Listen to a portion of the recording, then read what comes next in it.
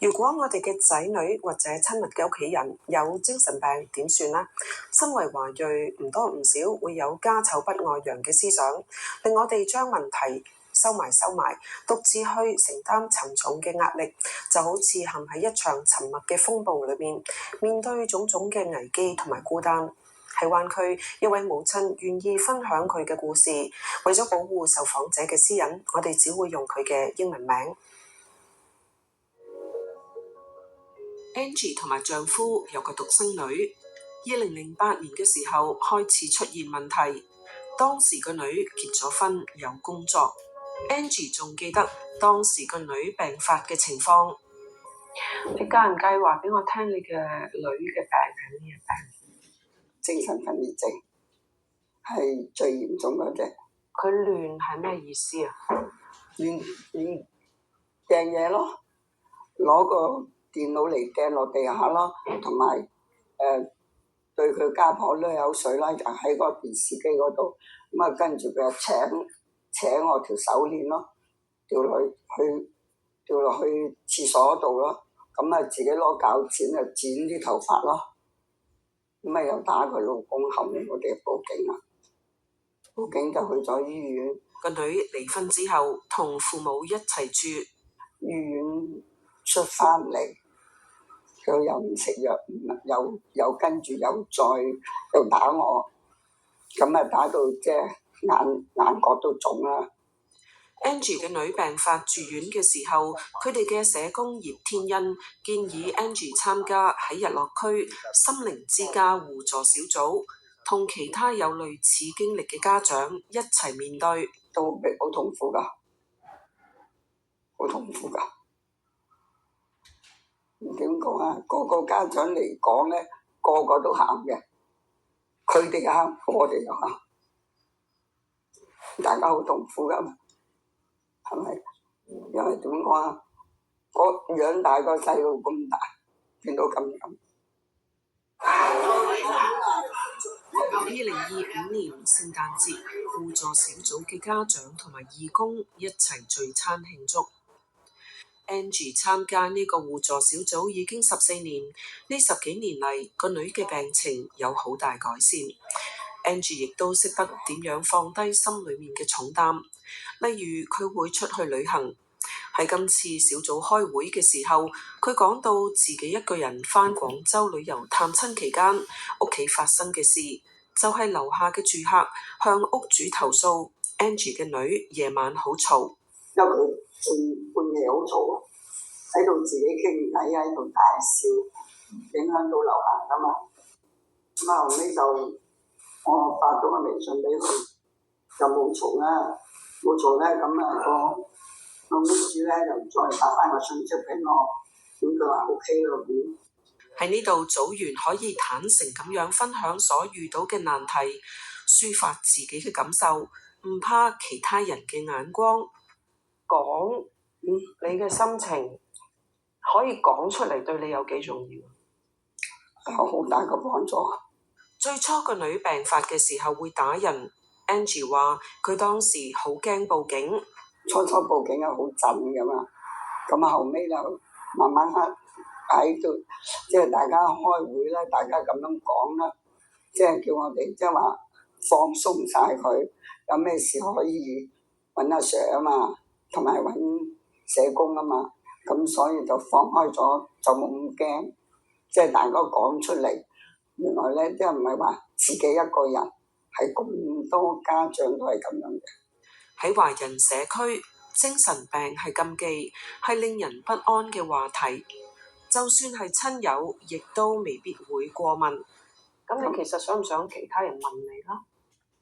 梗係想啦。但係如果有人去關心你，問下啊，你個女點啊？你最近點樣啊？你嘅心會覺得點咧？好舒服啊！即係有人關心，好舒服㗎。除咗得到其他人嘅關心 ，Angie 亦都用行動去回報。開會咧，我咪去揸車接佢哋咯，即係遠路我都可以一路接佢。咁啊散會我又送佢哋翻屋企咯。咁啊大家家長都即係好開心㗎，即係可以即係唔使話咁悶啊嘛。咁啊有我帶住佢哋，我又唔怕辛苦㗎。幾個家長咧，即係話能夠咁樣出嚟，大家出嚟傾偈啊，出嚟飲茶啊，即係話飲茶唔係好多錢嘅啫，咁個開心下就爭啲。你點解真係咁勇敢接受我嘅訪問呢？因為點講，要面對事實都已經擺咗出嚟，咁多家長，因為而家社會好多呢個現象，唔係我個女一個人，幫到好多家長咯，等佢哋個心解開啲咯，即係唔使全部擊晒喺晒個心嗰度。但係有咩事可以大家坐埋啊，或者同啲朋友講下出嚟，即係嗰條氣順啲，即係順下氣咁咯。下一節我哋講講阿偉嘅故事。Grainger knows that as the procurement coordinator at a manufacturing plant, you can count on auto reordering to have the PPE you need on hand. Call 1-800-GRAINGER, click Grainger.com, or just stop by. Grainger, for the ones who get it done.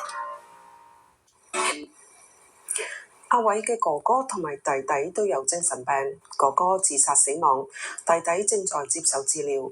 阿偉過去幾年一直陪伴母親由東灣揸車去到三藩市，參加一個幫助病人家長嘅互助小組，直至母親過身。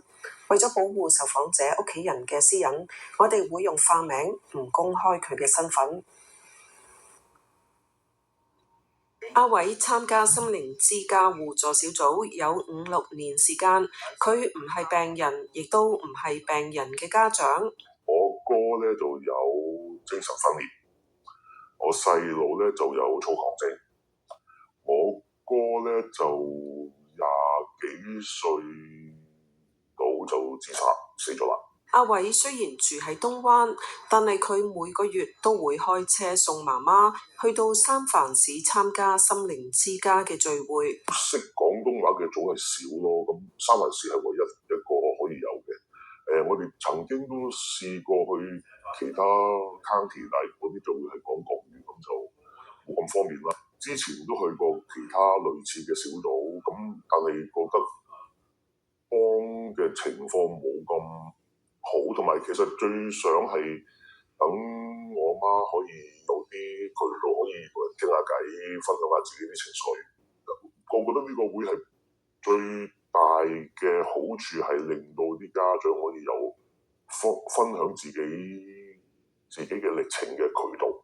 咁你出邊係好難揾到同人傾，你有幾多人會好想同你講話？我屋企有精神病人，我唔知點處理。阿葉生嗰隊人好似差唔多每個人都經歷過10年以上，咁你問你有好多你可能有嘅問題，我哋分鐘自己都經歷過。阿偉作為兒子同埋兄長，佢好能夠體會媽媽嘅困苦。佢成日都話人哋講我有3個仔，跟住啲人話哇有3個仔咁好啊，係啊，大嗰個咧就自殺死咗，有精神病，細嗰個咧又有精神病，咁咧第二嗰個咧就基嘅，咁啲人一聽完之後就唔識答，或者因為係我嘅性取向問題啦，咁會有屋企人，有屋企人都冇仔女去照顧，咁反而我多咗時間去照顧我媽。我覺得佢係付出咗好多照顧我哋咁多個人，咁所以我係盡量可以幫到佢啊，我都會做咯。我覺得我係唯一個橋梁。咁而家有咗葉生嗰度咧，就反而好啲。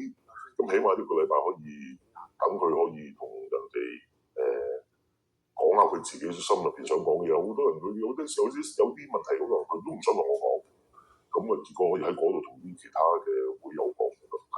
媽媽舊年過身，但係阿偉仍然經常參加互助小組。組員係好似屋企人咁咯，因為去得都有幾年咯，都有成5-6年啦。咁見得多咁樣，都好想知道下佢哋啲近況啊，同埋分享下我自己啲經驗啦，或者幫到人，或者幫翻自己咯。如果有人問到我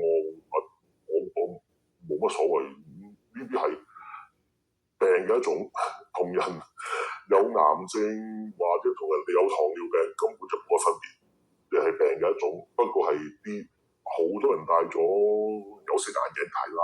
除咗對精神病嘅誤解同埋畏懼，華人內斂嘅文化同埋中文嘅詞彙，亦都反映出我哋唔善於表達感情嘅一面。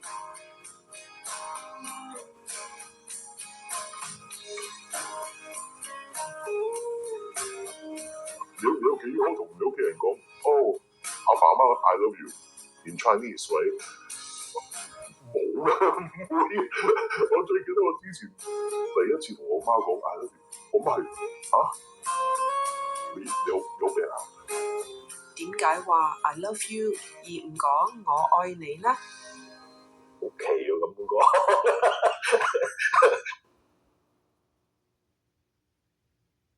頭先阿偉提到好多華裔戴住有色眼鏡去睇精神病，喺東灣近年興起一個運動，就係結合中西嘅診治方法，用亞裔所熟悉嘅語言表達同埋治療方式，去提升全人身心健康。下一節去睇睇。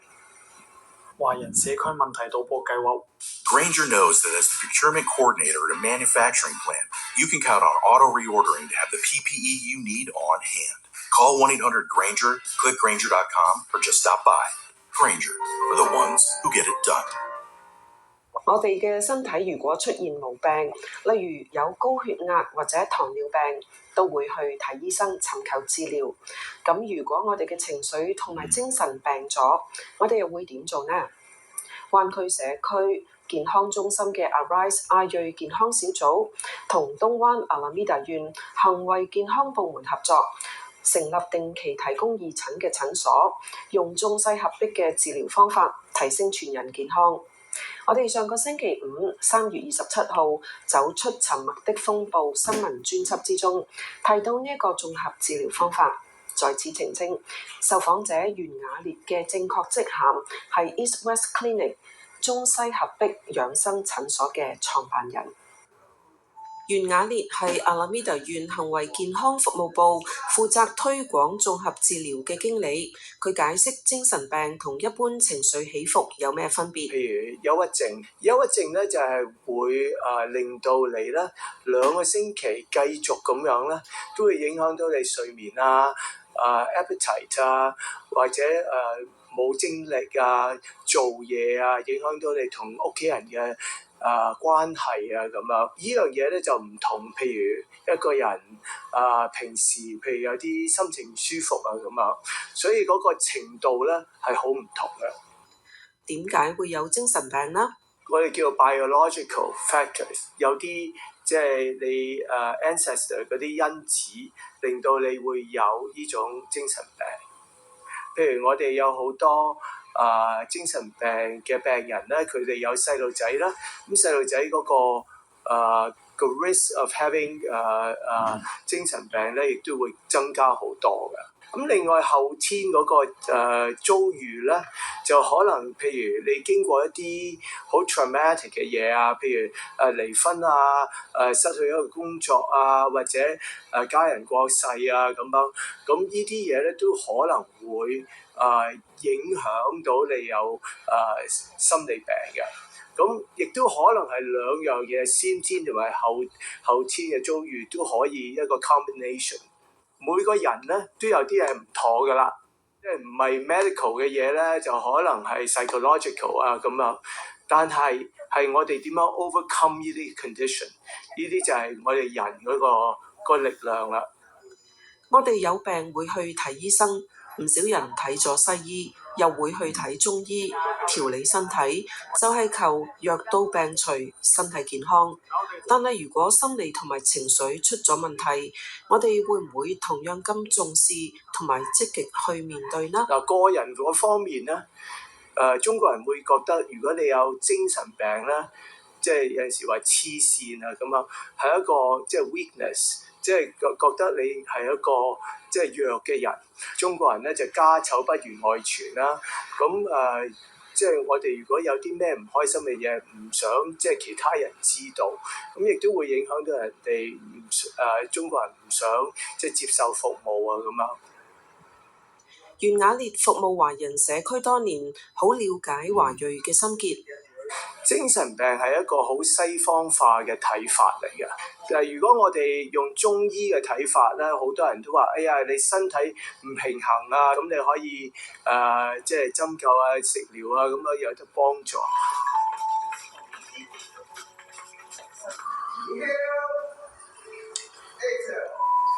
袁雅烈喺東灣創辦咗一個結合中西治療方法嘅診所，同針灸中醫師合作，提供義診，從中醫嘅角度着手去提升身心健康。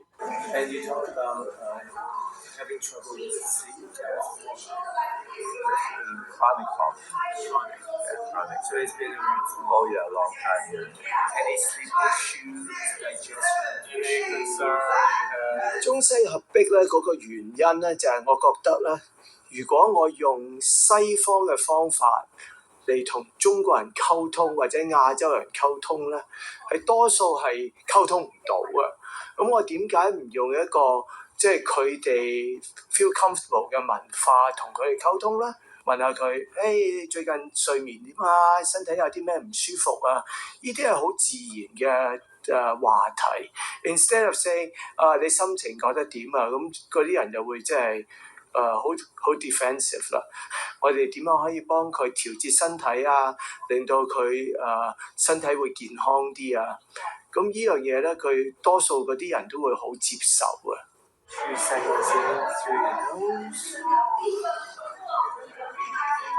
And 4 seconds out through your nose. And I'm going to take you to White Sand Beach.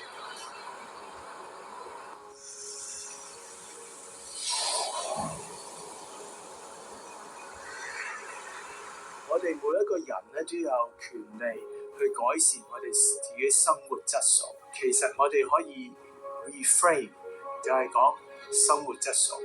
因為一個病可以影響到我哋生活質素嘛，咁我哋就唔使成日講呢個病嘅字啦。生活，然後我哋點樣去改善自己生活？英文有句諺語 ：No man is an island， 冇人係孤島。最艱難嘅地方咧，就係覺得 you feel all alone in this world， 即係覺得好孤單，冇人明白你嘅心境。所以你需要揾專業人士幫助咧，你其實係好似揾一個知己，可以聽到你心事，等你唔覺得係自己即係喺呢個世界上係咁孤單。我哋都需要其他人嘅幫助，心裏面嘅苦楚有信得過嘅人去分擔，有人共鳴就係良藥。下一節我哋介紹一個為屋企裏邊有精神病人嘅華裔家長提供支持嘅互助小組。Sierra at Tahoe. Close, unpretentious, and easy to love. Lock in your pass to next winter now and score the lowest rate, saving on good times with less headache. Relax, you're at Sierra. 喺三藩市日落區有一個叫做心靈之家嘅互助小組，支持屋企裏邊有精神病人嘅華裔家長。我哋訪問咗呢個家嘅創辦人。首先我叫做泰翁姓葉嘅，講講你屋企最近嘅情況。葉天恩係退休社工，10幾年前佢喺日落區創辦心靈之家。咁心靈大家都明白啦，係鬥到你個心，唔係淨係鬥你個頭腦。我哋注重嘅係嗰一點。咁咧支持咧就係嗰個意思啦，係俾個支持佢哋。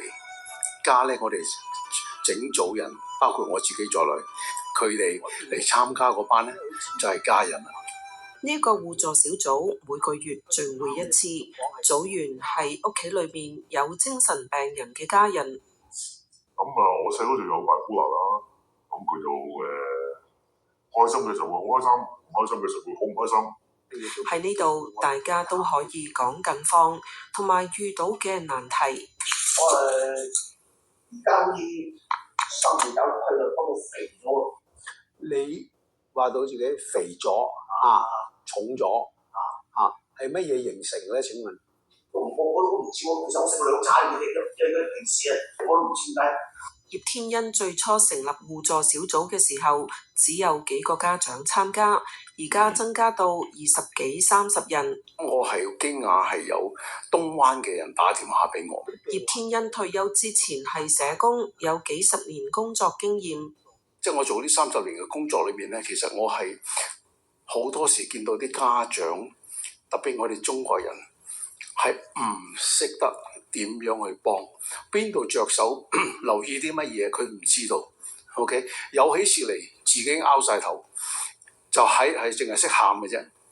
設立心靈之家呢10幾年嚟，佢見到乜嘢成果呢？